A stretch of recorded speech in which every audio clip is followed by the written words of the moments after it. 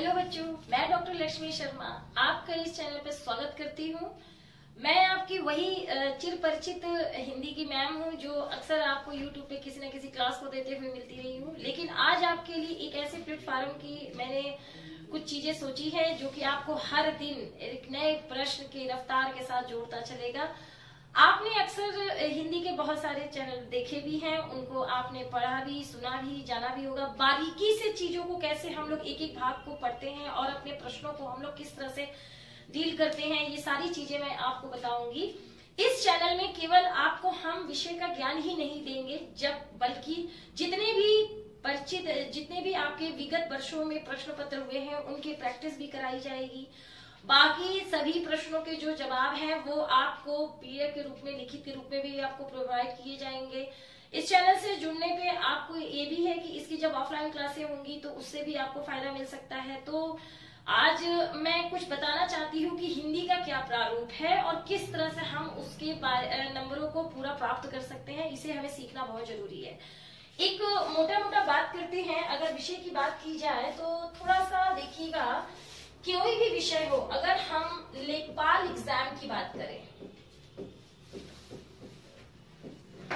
या हम पुलिस पद की बात करें या टीचर पदों की बात करें, ठीक है, शिक्षक भर्ती की बात करें, तो अगर हम देखते हैं, अगर हम पूरी तरह से देखा जाए तो सबसे ज्यादा हमारे जो प्रश्न पत्रों में अंकों की भरमार है वो इन्हीं ज्यादातर भर्तियों में आती है, क्योंकि 50 नंबर के, 40 नंबर के प्रश्न बहुत ही मायने रखते हैं। ठीक है, अगर हम इस पोस्ट की बात करेंगे या इस पोस्ट की बात, इसमें भी बहुत सारे पोस्ट आते हैं। एसआई आता है, यूपी आपका पुलिस का आता है, उसके बाद जीडी के पेपर आते हैं। हमेशा 20, 25, 30 नंबर के प्रश्न हिंदी में रखे जाते हैं।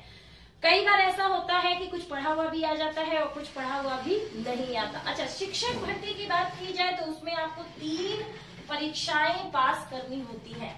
सबसे पहला तो आपको बीएड में जो आपका आता है, ठीक है, बीएड की परीक्षा में, फिर उसके बाद टेट आपका आ जाता है, फिर उसके बाद आपका सुपर टेट आ जाता है, ठीक है, एस टेट आ जाता है आपका, और इसी में आपका सीटेट भी आ जाता है। तो कुल मिला के अगर हम देखते हैं कि अगर हिंदी की कहीं सबसे ज्यादा, अगर हमको कहीं भी मादल है तो कहीं भी हिंदी अछूती नहीं है किसी भी पेपर से, ठीक है।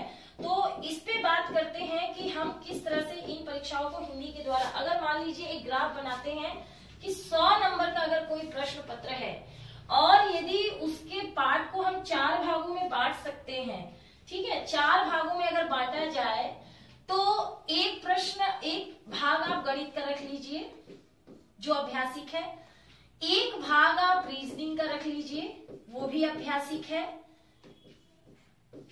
एक आप भाग हिंदी का रख लीजिए वो भी अभ्यासिक है, और एक आप भाग रख लीजिए सामाजिक विषय, ठीक है, इसका अध्ययन। तो ये भाग हमारा अभ्यासिक नहीं है क्योंकि इस पे हम तर्क शक्ति और याद के द्वारा चीजों को सीखते हैं। लेकिन इन चीजों पे जैसे जैसे हम अभ्यास करते हैं वैसे वैसे हमारे चीजें। अच्छा, अब आते हैं, ये फार्मूले पर आधारित होते हैं। यदि इनके फार्मूले रट गए तो आपके सामने जैसा जैसा रखा जाएगा वैसा वैसा आपको समझ में आता जाएगा, ठीक है। और लेकिन हिंदी अगर ऐसी है कि एक ही, अगर हम लाइन को अगर हमने एक ही लाइन को दिया तो आप ठीक है, तो अगर हमने हिंदी को अगर कायदे से, अगर मान लीजिए जैसे मैंने एक लाइन आपको सिखा दी, मैंने कुछ बताना चाहती हूँ जिससे आप सीख सके। जैसे हम प्रविशेषण लेते हैं, ठीक है, इसे इसलिए मैं बताना चाहूंगी कि आप कैसे इसको घुमा सकता है। देखिए, इसकी परिभाषा केवल इतनी बनाई गई है, विशेषण की विशेषता बताने वाले शब्द, विशेषण की विशेषता बताने वाले शब्द, ये हो गई इसकी परिभाषा। आमतौर पे बच्चे इस लाइन को मुझे कक्षा में बोलते हुए बताते हैं कि मैडम यही प्रविशेषण कहलाता है। लेकिन जब हम उनसे पूछते हैं, जैसे हमने अगर कभी कोई वाक्य बोला कि तुम बड़े चतुर हो, तो इसमें प्रविशेषण क्या है, तो बच्चा ढूंढने लगता है। यदि अगर हमने कहा कि थोड़ा हल्का है, अब इसमें प्रविशेषण क्या है, तो ये बच्चा तभी समझ पाएगा जब वो इस विषय की बारीकियों को सीख पाएगा कि इस प्र का क्या मतलब है, इस विशेषण में कौन कौन से शब्द आते हैं, वो किस तरह से वाक्यों को इफेक्ट करते हैं, किस तरह से अलग अलग नामों से जाने जाते हैं। एक ही शब्द हिंदी के घर में एक ही शब्द अलग अलग नामों से जाना जाता है। मैं आपको एक हल्का सा उदाहरण देती हूँ। जिस चावल को आप थाली में लेते हैं रोजमर्रा की दिनचर्या में, उसे आप चावल कहते हैं, मगर जब पूजा की थाली में रखते हैं तब चावल नहीं कहते, तब उसे अक्षत कहते हैं।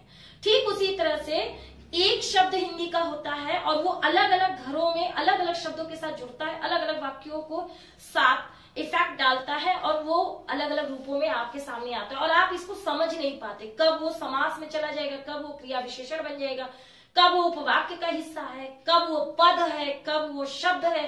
तो इन्हीं बारीक चीजों को लेकर मैं आपसे इस चैनल पर मिलूंगी, आपसे बातचीत करूंगी, हमारी लाइव क्लासें भी होंगी, हमारे वो सभी प्रश्न पत्र टीवीज में दिखाए जाएंगे जो आपके विगत वर्षों में हो चुके, आगामी आने के संभावनाएं ज्यादा है।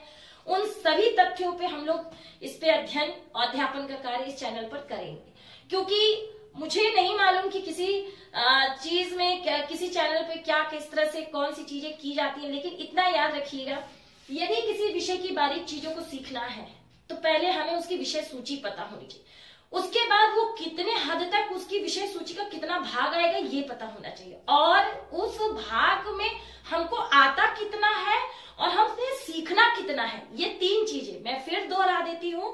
पहले आपको ये पता होना चाहिए कि उसकी विषय सूची क्या है। कभी भी बच्चे कहते हैं मैडम रस छंद अलंकार नहीं आ रहा, बेटा सबसे पहली बात जान लो, आजकल रस छंद अलंकार आए ना आए किसी ना किसी रूप में पूछ देता है।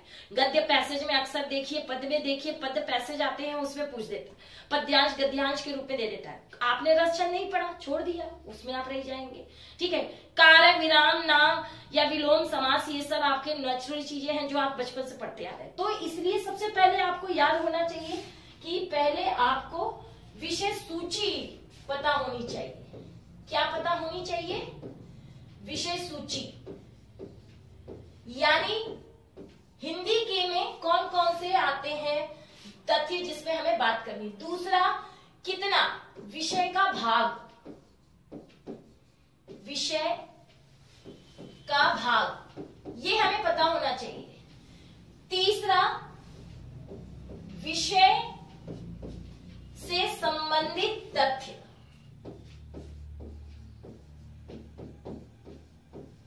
संबंधित तथ्य, ये तो हुआ आपका। अब मैं चाहूंगी कि आपको हिंदी के कुछ विषय सूची के बारे में भी मैं बता दूं कि हम हिंदी का कितना ग्राफ पढ़ सकते हैं, कितनी चीजें सीख सकते हैं। ठीक है, आमतौर पे हम लोग ज्यादातर जो ओरल हमको याद रहता है, लर्न करने वाली चीजों को हम लोग नहीं बताते, बस यूं ही चीजों को बता देते, लेकिन उसको भी सीखने का एक तरीका है। तो वो भी आपको इस चैनल पे बहुत सारी चीजें मिलेंगी, जो मेन चीजें हैं वो कैसे पहचान सकते हैं, कैसे लगा सकते हैं, उसे आप सीख सकते हैं। ठीक है, तो इस पे बात करते हैं अगली चीजों के। तो हम आज हिंदी के विषय सूची पे बात करते हैं कि कौन से कैसे आएंगे। ठीक है, तो देखिए सबसे पहली शुरुआत जो होगी हमारी वो वर्णमाला अध्याय से होगी।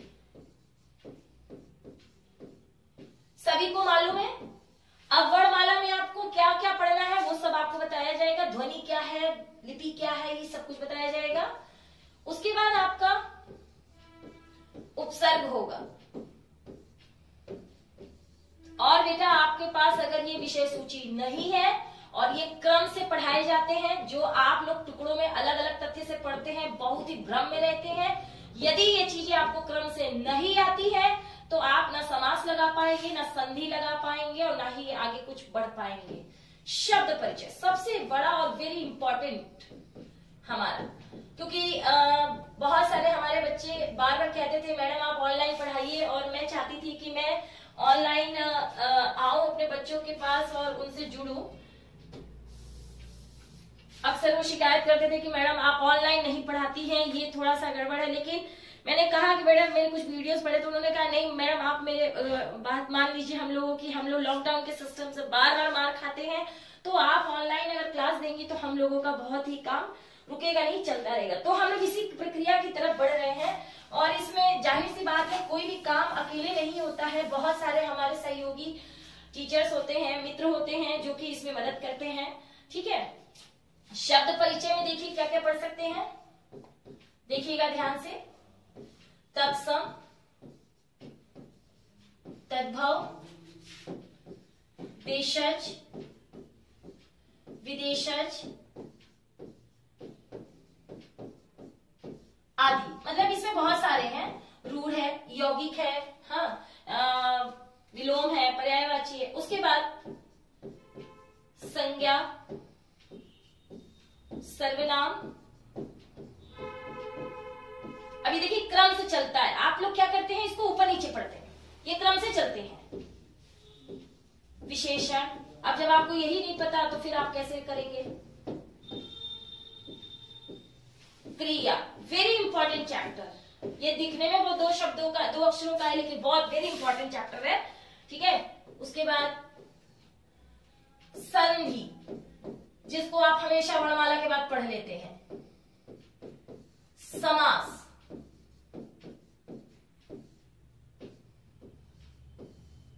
वाक्य,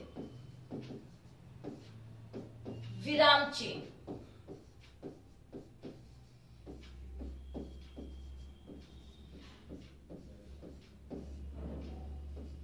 कारक चिन्ह, और यहां से शुरू होता है हमारा काव्यशास्त्र, रस, छंद, अलंकार,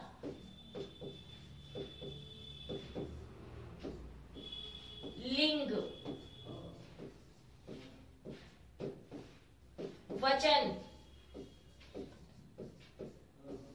और साहित्य।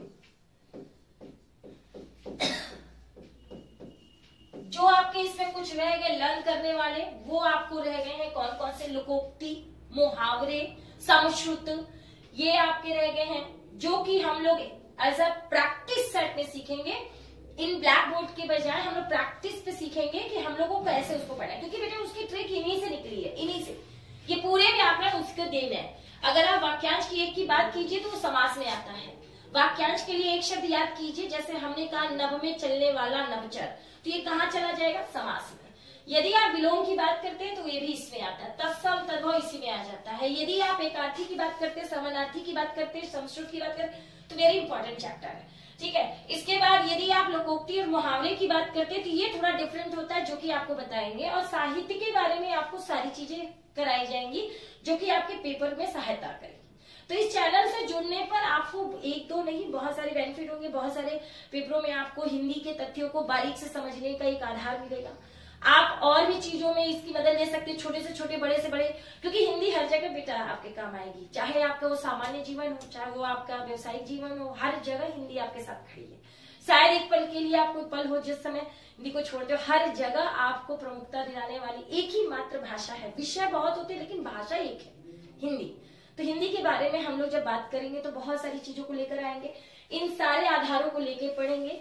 और मैं कोशिश करूंगी कि इस चैनल पर बहुत सारे और भी विषयों को आपको प्रोवाइड किया जाए, लेकिन फिलहाल हम लोग अभी हिंदी से ही जुड़ी चीजें इस पर बात करेंगे। ये आपका अपना चैनल है, इस पे आप जुड़ सकते हैं और इसके लिंक के द्वारा आप जुड़ेंगे तो आपको इसको समझ में आएगा कि इसकी जो ऑनलाइन क्लासें होंगी वो प्रोवाइड कराई जाएंगी, इसके तथ्यों को कराया जाएगा। तो बस इस चैनल के साथ ही आप इतना ही परिचय देना था जिससे कि आप जुड़ सके। तो तैयार रहिए इस चैनल से जुड़ने के लिए। तब तक अपनी मैम को विराम दीजिए। धन्यवाद।